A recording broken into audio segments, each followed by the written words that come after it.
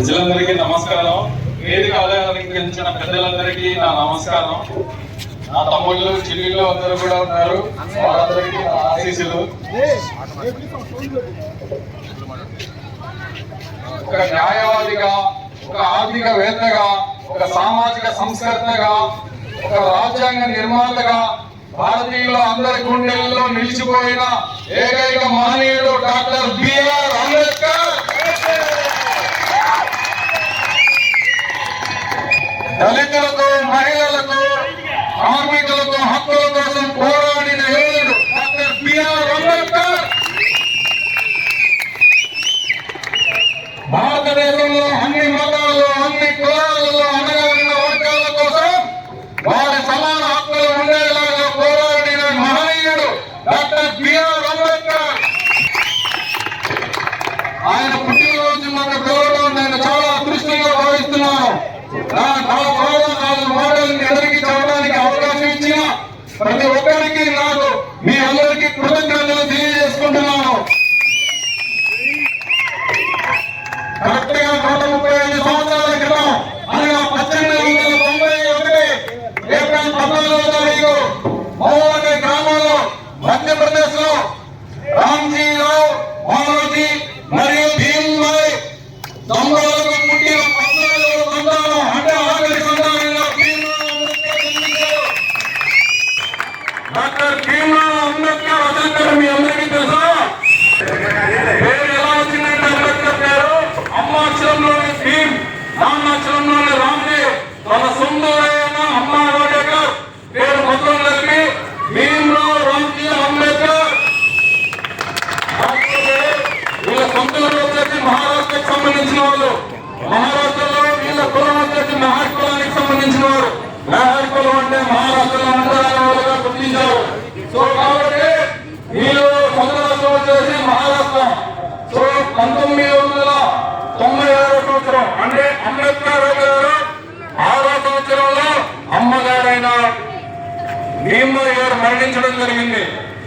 ఒక అవగాహన రాహిత్యం వలన, ఆర్థిక ఇబ్బందుల వల్ల అంబేద్కర్ తో పాటు 13 మంది తోబట్టువులు ఉన్నారు. వాళ్ళల్లో 9 మంది మరణించడం జరిగింది. అంటే 14 మంది ఉన్న అంబేద్కర్ సంతానంలో అంబేద్కర్ కాకుండా 4 మిగిలింది. వాళ్ళు ఇద్దరు అక్కలు, ఇద్దరు అన్నలు. ఒకళ్ళు మంజుల, తులసి, రెండోది బలరాం, రాములు. వీళ్ళిద్దరు అన్నలు, ఇద్దరు అక్కలు మాత్రమే బతికారు. సో కాబట్టి అంబేద్కర్ భరిస్తూ ఎదుగుతూ ఉన్నారు. 1905వ సంవత్సరంలో సతార్ అనే గ్రామంలో మొట్టమొదటిగా ఫస్ట్ క్లాస్ లో జాయిన్ అవడం జరిగింది. అక్కడ క్లాసు మందంలో కూర్చోవడానికి వీలు లేకుండా మెహర్ కులానికి సంబంధించిన వాళ్ళు కాబట్టి క్లాస్ కి దూరంగా ఒక మూలన కూర్చోవడం జరిగింది అంబేద్కర్ గారు. ఈ రకంగా అండరానితనాన్ని చిన్నప్పటి నుంచి అనుభవించడం ప్రారంభించారు. అయితే ఇక్కడ మంచి విషయం ఏంటంటే అక్కడ అంబేద్కర్ గారికి చాలా ఇష్టమైన మాస్టర్ గారు ఉన్నారు. ఆయనే మహదేవ్ అంబేద్కర్. అప్పటి వరకు బిఆర్ అమ్మ వాడేకర్ గా ఉన్న అంబేద్కర్ గారి పేరు తన ఇష్టమైన గురువు మహదేవ్ అంబేద్కర్ గారి పేరులోనే అంబేద్కర్ అనే పేరుని అందరు స్నేహితుల చేత నా పేరు అంబేద్కర్ అని పిలవండి, అమ్మ వాడేకర్ గారు అనే పేరుని అంబేద్కర్ గా తనకి తానే మార్చుకున్నాడు. తన తలరాతని 1904 డాక్టర్ బిఆర్ అంబేద్కర్. అయితే 1905వ సంవత్సరంలో సతార్ అనే గ్రామం నుంచి ముంబైకి వాళ్ళ ఫ్యామిలీ షిఫ్ట్ అయింది 1905వ సంవత్సరం నుంచి. అయితే ఇక్కడ 1906వ సంవత్సరం వచ్చేసరికి ఆయన వయసు 14 సంవత్సరాలు. 14 సంవత్సరాలు ఉన్న అంబేద్కర్ కి 9 సంవత్సరాలు ఉన్న మీరాబాయితో వివాహం జరిగింది. అయితే మీరు ఎంత ఆర్థిక ఇబ్బందులు ఉన్నా చదువుని ఏమాత్రం మిత్రులారా గమనించింది. సో కాబట్టి ఎవరు అయినా తన చదువును మాత్రం అశ్రద్ధ చేయకూడదు, ఇది మాత్రం గుర్తుపెట్టుకోండి. అయితే 1908వ సంవత్సరంలో అంబేద్కర్ తన 10వ తరగతి అంటే అప్పుడు మెట్రికులేషన్ అంటారు, మెట్రికులేషన్ లో పాస్ అయ్యారు. 1908వ సంవత్సరంలో మెట్రికులేషన్ పాస్ అయిన అంబేద్కర్ గారు తన ఉన్నత చదువులో ఆర్థిక ఇబ్బందుల వల్ల చదవలేకపోతున్నారు. కానీ విద్యార్థి తను చదువుకోవడం అంటే ఎంతో ఇష్టం అన్నమాట. అయితే ఆ సమయంలో బరోడా మహారాజు గారైన శివాజీరావు గాయక్వాడ్ గారు మెరిట్ విద్యార్థుల కోసం స్కాలర్షిప్ ను ప్రవేశపెట్టారు. స్కాలర్షిప్ ను ప్రవేశపెట్టిన తర్వాత ఈ విషయం తెలుసుకున్న అంబేద్కర్ గారు బరోడా వెళ్లి విద్య మీద తనకున్న మక్కువను చెప్పారు. అయితే చాలా ఇష్టమైన అంబేద్కర్ మాటలకి శివాజీరావు గాయక్వాడ్ గారు ఎంతో ఇష్టపడి 25 రూపాయల విద్యార్థి వేతనాన్ని అంబేద్కర్ గారికి అందజేస్తే 1912 సంవత్సరంలో అంబేద్కర్ గారు BA కంప్లీట్ చేశారు. అంటే అప్పట్లో ఒక దళిత బాలుడు BA కంప్లీట్ చేయడం ఒక చరిత్ర.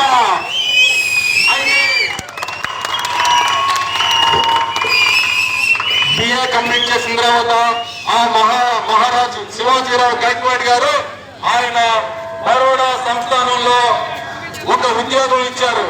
అయినా సరే సున్నితంగా తిరస్కరిస్తూ నేను ఉన్నత చదువులకు వెళ్ళాలనుకుంటున్నాను మహారాజు గారు, నాకు హెల్ప్ చేయండి మీరు అని అడిగితే అప్పుడు మొట్టమొదటిగా కొలంబియా యూనివర్సిటీకి వెళ్ళిన మన అంబేద్కర్ అక్కడ ప్రపంచాన్ని చూసి చాలా ఆశ్చర్యపోయాడు. నా దేశంలో నా ప్రజలు అంటరానితనానికి మళ్ళిగిపోతూ ఉన్నారు, కానీ కొలంబియా యూనివర్సిటీ ఏరియాలో మనిషిని మనిషిలాగా చూసే ప్రపంచాన్ని చూశాడు, స్వేచ్ఛా వాయులు తీస్తున్న ప్రపంచాన్ని చూశాడు. అలాంటి వాతావరణం నా ప్రజలకు ఉండాలో అనే దృఢ సంకల్పంతో నిశ్చయించుకున్నాడు. ప్రపంచంలో ఉన్న అన్ని జాతులు అన్ని కులాలు హిస్టరీని తెప్పించాడు. దాని మీద ప్రయోగాలు చేసి సొంతంగా ఒక పుస్తకాన్ని రాశాడు. అదే సమయంలో 1914 సంవత్సరంలో MA కంప్లీట్ చేశాడు. 1916 సంవత్సరంలో డాక్టరేట్ కంప్లీట్ చేశాడు. డాక్టర్ మామూలు అంబేద్కర్ గా వెళ్ళిన అంబేద్కర్ 1916 సంవత్సరంలో డాక్టర్ అంబేద్కర్ అయ్యారు. 1917 సంవత్సరంలో ఇండియాకి వచ్చిన అంబేద్కర్ డాక్టర్ PR అంబేద్కర్ అయ్యారు. అయితే ఇక్కడ డాక్టరేట్ అయ్యి ఇండియా వచ్చారు, కానీ ఒక ఒప్పందం పెట్టుకున్నారు. శివాజీరావు గాయక్వాడ్ బరోడా మహారాజు గారు అక్కడ సైన్య కోశాధికారి గారిగా కార్యదర్శిగా ఒక ఉద్యోగం ఇచ్చారు. అయితే ఆ ఉద్యోగం చేయడానికి అక్కడికి వెళ్ళారు ఒప్పందం నిమిత్తం. అక్కడ కూడా అండరానితనాన్ని చవి చూశారు. ఒక ఆఫీసర్ గా ఉన్న తర్వాత ఆఫీస్ లో క్లీన్ ఉన్నారు కదా, ఇతను ఆఫీసర్ టేబుల్ మీద కూర్చుంటే ఒక ఫైల్ తీసుకెళ్లి ఇవ్వటానికి నిరాకరిస్తూ ఒక ఫైల్ ఇదైపోదామనే సందర్భంతో ఆ ఫైల్ ని టేబుల్ మీద ఇసిరేయడం జరిగింది. మళ్ళీ ఎన్ని డిగ్రీలు చదివినా ఎంత చదివినా ఈ అంటరానితనం అమానుషత్వాన్ని భరించలేక నేనే చదివాను, నా ప్రజలు ఏ రకంగా కుంగిపోతున్నారనే ఒకే ఒక్క ఆశయంతో దృఢ సంకల్పంతో స్వేచ్ఛావాయులు పేలవాలి అనేసి ఒకే ఒక్క ఆరాటంతో ఆ రోజు పూనుకున్నాడు.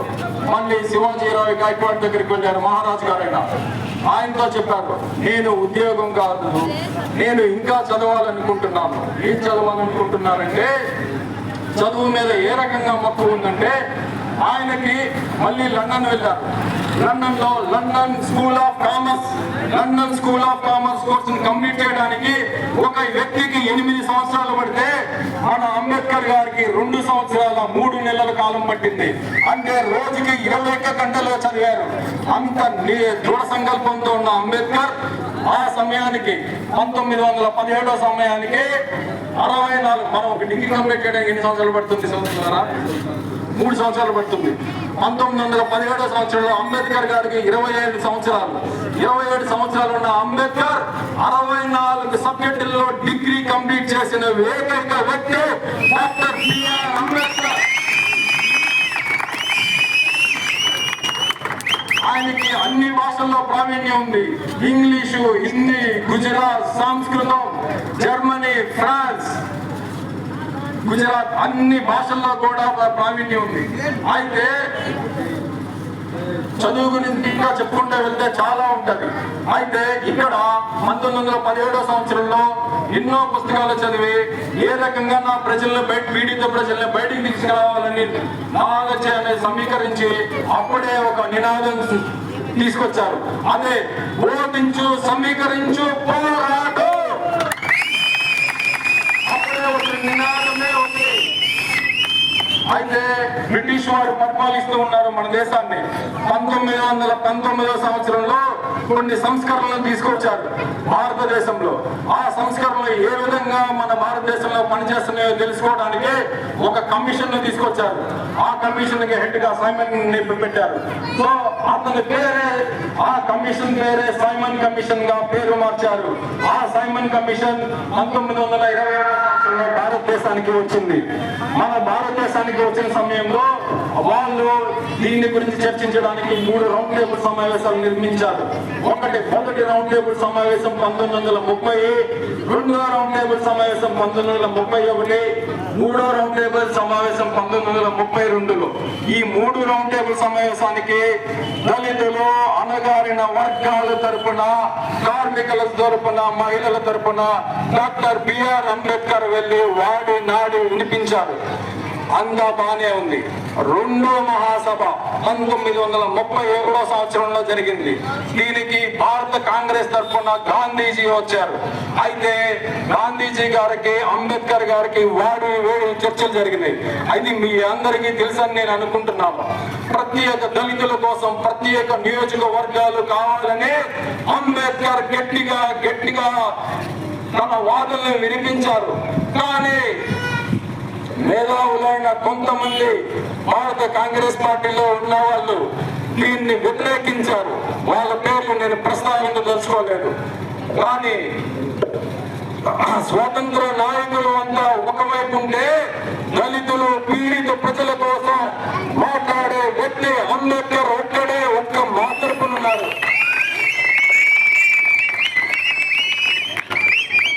నేను ఒకటే చెప్పాలనుకుంటున్నాను, ప్రవాహంలో కొట్టుకు వెళ్ళటం చాలా ఈజీగా ఉంటుంది. ప్రవాహానికి ఎదురుగా నిలుచుని ముందుకెళ్ళి గెలిచిన వ్యక్తి మనగాడు.